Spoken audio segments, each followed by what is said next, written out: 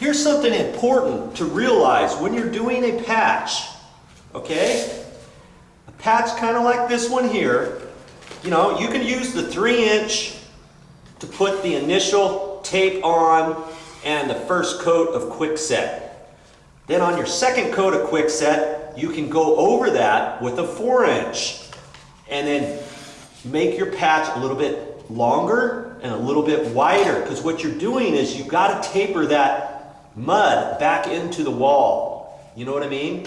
So then you use a 4". If I try to use a 3" and then bridge it out further, I could do that too on the second coat, you know? But if you use a 4" on the second coat, it works a little bit better.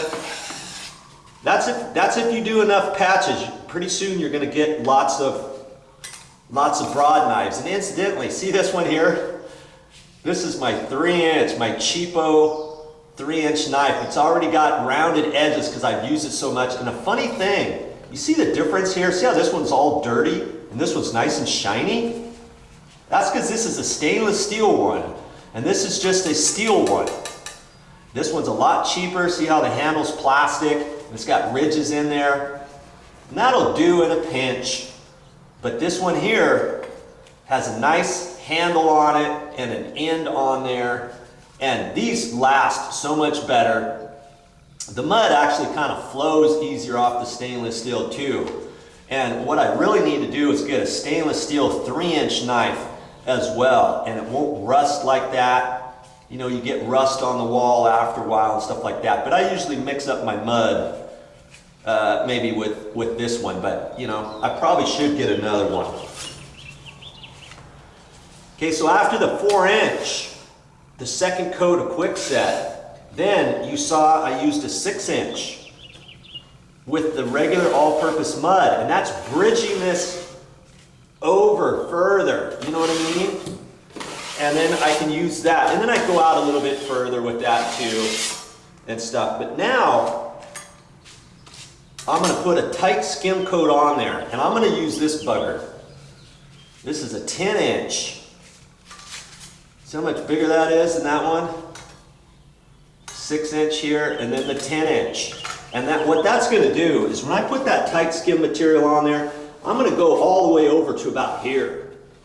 Okay, and then I'm gonna build it down, further down, and I'm gonna go up further. And any imperfections on this wall are gonna go away. Because what you're doing is, if you can imagine, when you put that tape on the wall and you put mud on there, you have to build it out away from the wall ever so little. You know what I mean?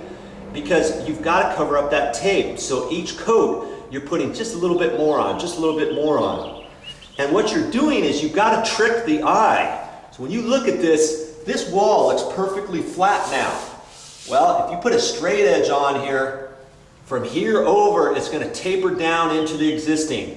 From here up, it's going to taper up into the existing. It's going to taper from here down to the existing. You have to do that to blend it all into the wall. And if you don't do it far enough, oh yeah, you can blend it into the wall with the 6", or you could even blend it in with the 4".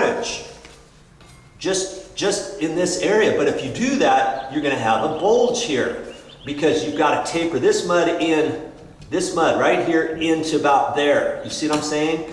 So if you bridge it out further, it's that much flatter on the wall. You've got to realize that, because if you don't, once you paint, then you're going to see a bulge. You're going to say, oh yeah, there's a patch right here. Boom, boom, boom. There it is.